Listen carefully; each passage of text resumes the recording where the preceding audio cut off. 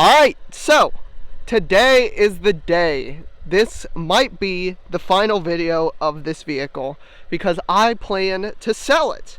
Why do I plan to sell it? It's kind of simple. I don't want to put up with the problems of it anymore because they keep building up. There keeps being more and more problems, and I love this car so much. However, I just don't want to deal with the issues that it has anymore. From the oil leak to the timing chain to the timing chain coming up to a newly found exhaust leak in the catalytic converter that is over 10 grand in repairs that I do not want to deal with. So I want to get rid of this car and basically just find a different car. I feel like that's the best option here. And yeah, I mean, it's coming up. Repairs is like a while anyway. Because like the catalytic converter, yeah, I mean, that kind of has to be done. The oil leak probably will be done. And the timing chain isn't for like 25,000 more miles or 20,000 more miles or something. So, I mean, that's in the future, obviously. But this car has been a real great car to have. And I love it still. And I hate that I have to sell it. But, I mean, I feel like it's the right choice. I mean, obviously, I don't have to sell it. I could get all those repairs done. It's just, I wouldn't be happy. I guarantee it. I would not be happy in the future because this car would have even more problems. Because let's face it, that's what German cars do. They have problems. But it is very nice. That being said, I am debating where to list this for sale, or if I just want to go to a dealer and say, hey, I'm trading this in. And yeah, I have gotten an offer, actually. The offer being from CarMax. And can you guess what they offered for this 2012 Audi A7 with 88,000 miles on it? Nope, I'll tell you. They offered to pay me $13K exactly for this car. I don't know why they had such a low offer on it, because you could theoretically sell this car on the CarMax parking lot. I believe that it is new enough. I've seen 2010 cars or even 2009 cars on it of like Nissan Sentras and Chevy Sparks and stuff like that. But I know for a fact there have been 2012 Audis there. So I don't know why they gave me such a low offer. But I mean, you know, it's CarMax. That's kind of what they're known for nowadays among the YouTubers. Just giving them absurdly low prices on their nice cars. Not saying that this is of the same caliber as the other YouTubers' nice cars, because it isn't. But, you know, what else could you ask for?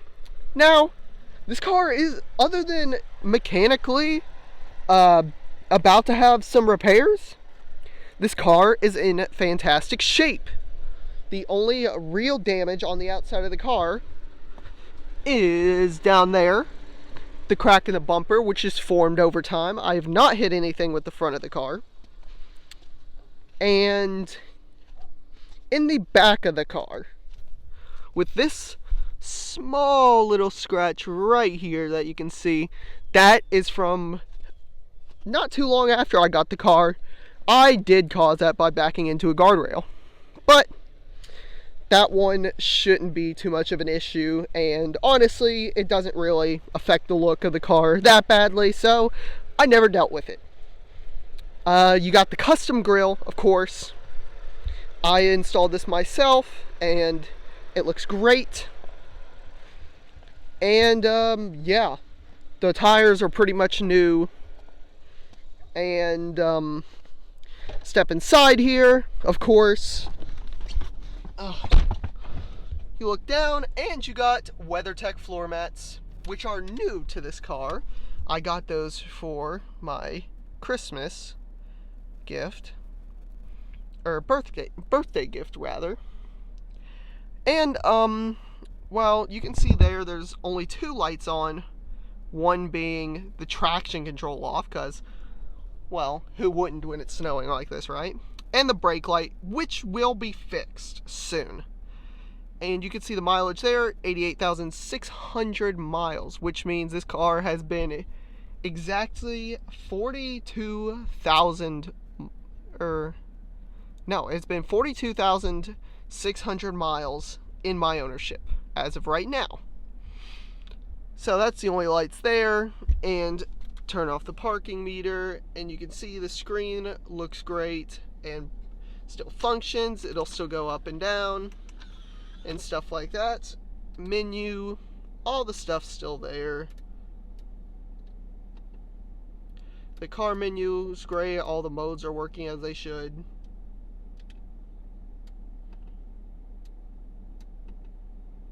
And the oil level, well, I mean, it's about halfway, so I mean, I'm gonna fill it up here soon. But yeah, that'll probably be fixed. Anyways, that is what is going on the in and outside of this car. This car has also been detailed recently, so it is nice and clean again.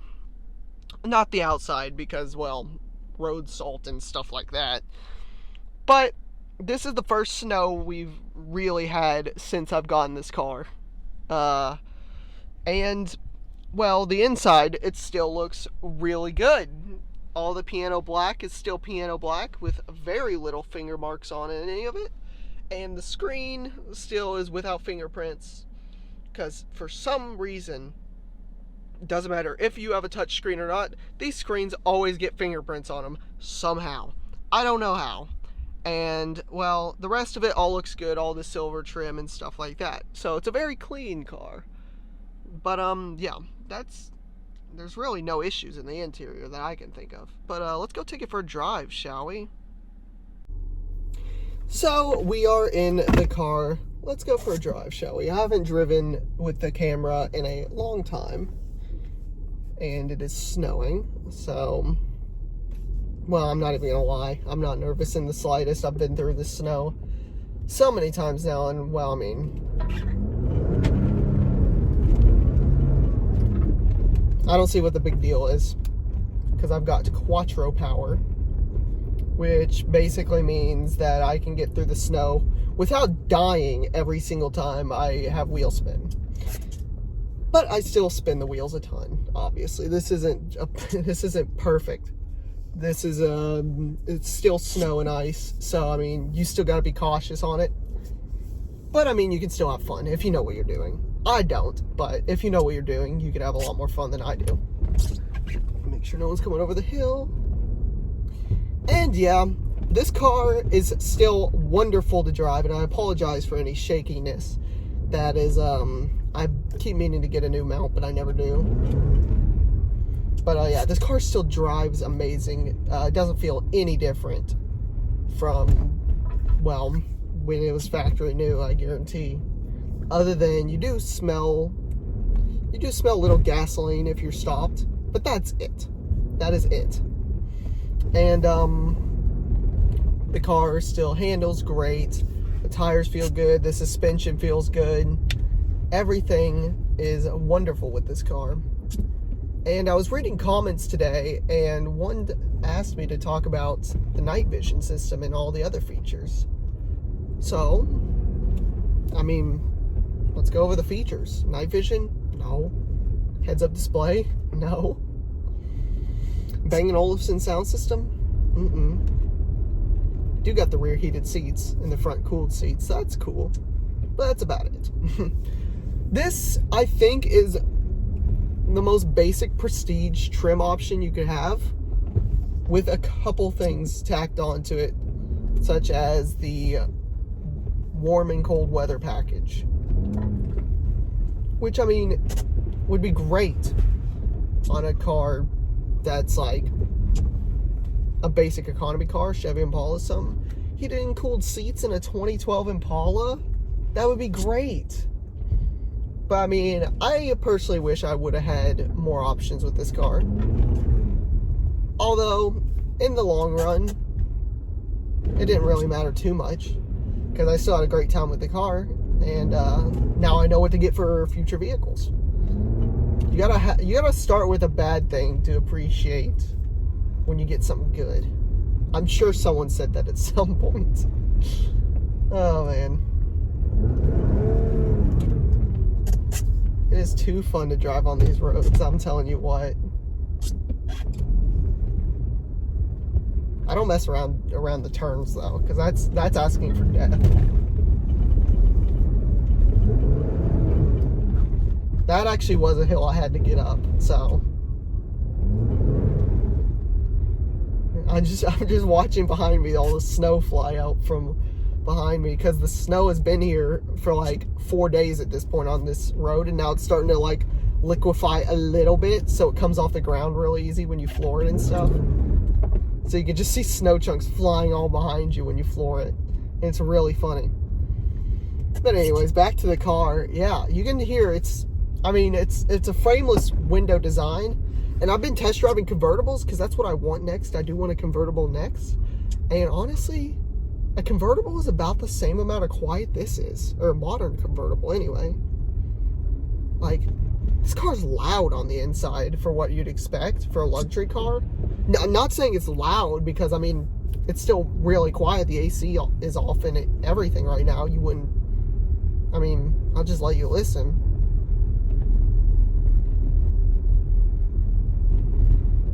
Mind you, we are going through snow with a bunch of ruts and stuff in it, and it's all liquidy, so it is going to be louder than your typical ride. But I mean, I don't see loudness being much of an issue. The only thing I see being an issue is the repairs and stuff, because let's face it, that's kind of the thing with these cars. I've said previously. I mean, if you have the money to deal with the repairs, it's incredible. Like, I mean, the acceleration's good, as we're about to see here.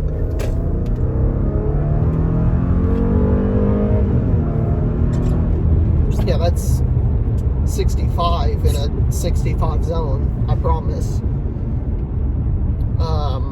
And that was from like 10 miles an hour. So I mean, acceleration's, it's pretty good. I mean, I can appreciate it. I mean, the next car I'm getting hopefully will be a little quicker, just because, you know, car guy, have to have something quicker. Please don't let that be a cop in like an 04 Charger. But yeah, I was perfectly legal. It's just cops freak me out. This driving experience is not exactly the most unique, I feel like.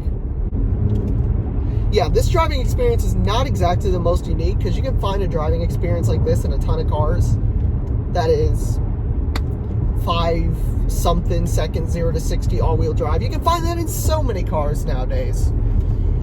But this car, you get partially for the looks. You get for the Quattro all-wheel drive, or at least that's why I got it. I like the Quattro all-wheel drive system. At this point in Audi's lifetime, they were just catching up to Mercedes and BMW in terms of like being relevant as a luxury brand, a good choice. But in this point in Audi's career, they were just catching up to BMW and Mercedes. And so the technology,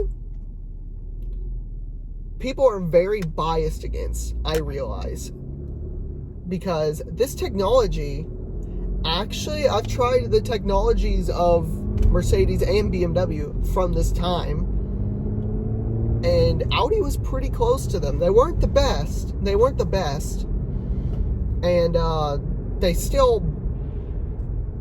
they're so close to being the best right now, but they're not. BMW's still on top. But at this time, people were so biased against them because Audi had been terrible in the past. But now Audi was with them. Like, the new generation of cars in 2011 came out, and it was like, well, they're good again, I guess. And I mean, Not perfect by any means, because I mean the system still has its errors. I've noticed that it can be a little laggy at times, especially when you want to use Google Maps and stuff like that. But I mean, other than that, really, it's a pretty good system.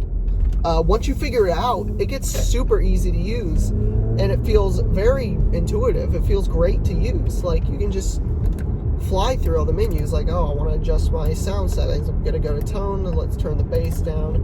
Actually, turn it back up. Go back into this. Go to navigation and see where we're going.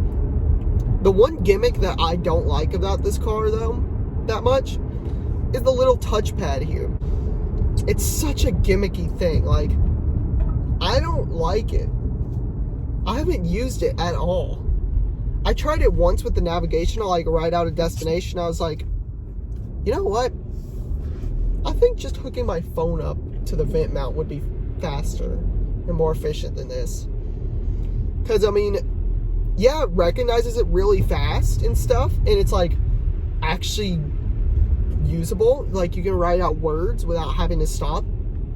But I mean, I can type a lot faster, and also it just feels more fluid on a phone than it does to type it into your car. And I'm not even one for Apple CarPlay. I like using the default car system better. I'm probably one in like 4 people that says that, but hey, that's me. I do like using the stock car system a lot better. But this one and almost every single other one that I've tried in the past have been failures in terms of being intuitive in the navigation. There has been one car in the history of cars that I've been in that has felt like, okay, this has a really good navigation system that is very usable, and I would use this over phone most of the time. And that car is a 2003 Acura MDX, because it had a full keyboard on the touchscreen. And I mean, what more could you ask for? That's what makes the car so good, is the keyboard. And I'm pretty sure you get that on newer Audis too, although I haven't inputted any destinations on newer Audis because I just keep them around here. But that's pretty much the point of having a navigation system in a car, is to take you places. And if you don't know where you're going and you have somewhere to be, like, fast, you don't want to wait. You don't want to wait for the system to, like, figure out what you're trying to do. Like, I've never once used this voice command system for anything, because it's terrible. It's terrible. It sounds great. And it sounds great to, like, hear, like, oh yeah, I'll use voice commands to do stuff. But it's terrible in every single car I've used, even my dad's brand new Audi. It's terrible.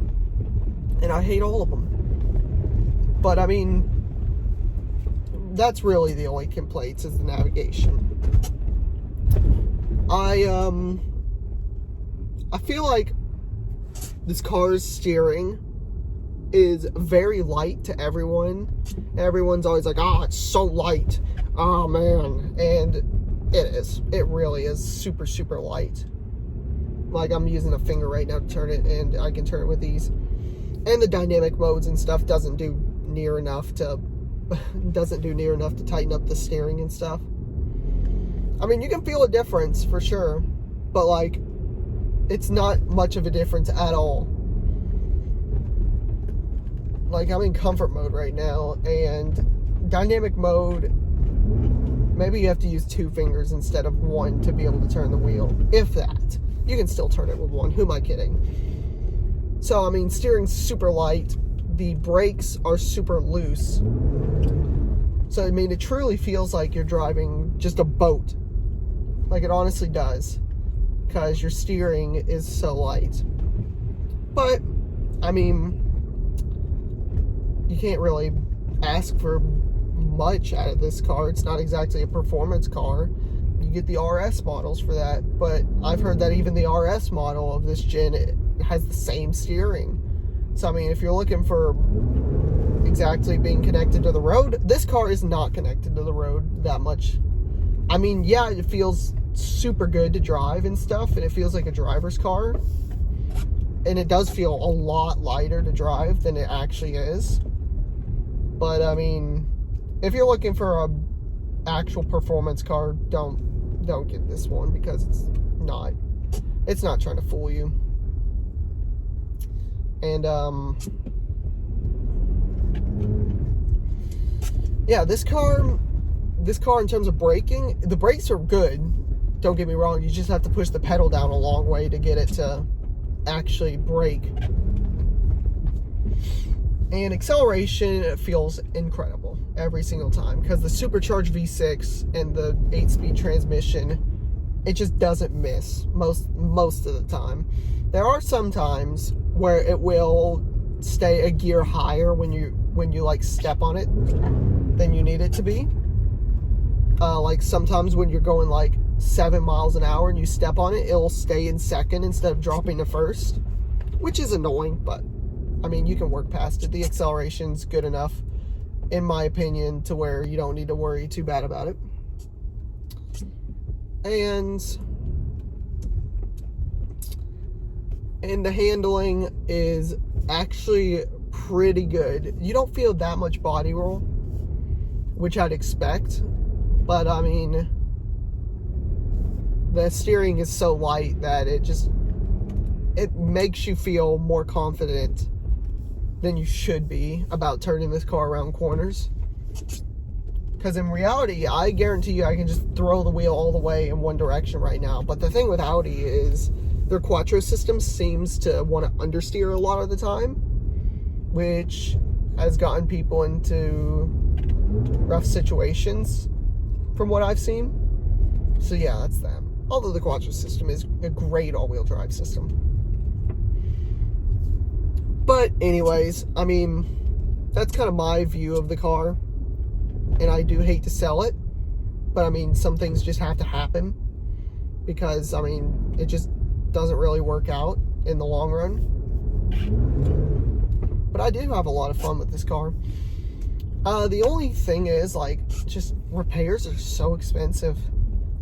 Even basic stuff like tires are kind of expensive too. I mean, they're not like thousands of dollars, but it's like $800 for all four, which is pretty pricey. Or at least it is in my opinion. Let's not even talk about the wheels. The wheels are $850 a piece. So, I mean, if you want to deal with that, go ahead, but I'm not dealing with that.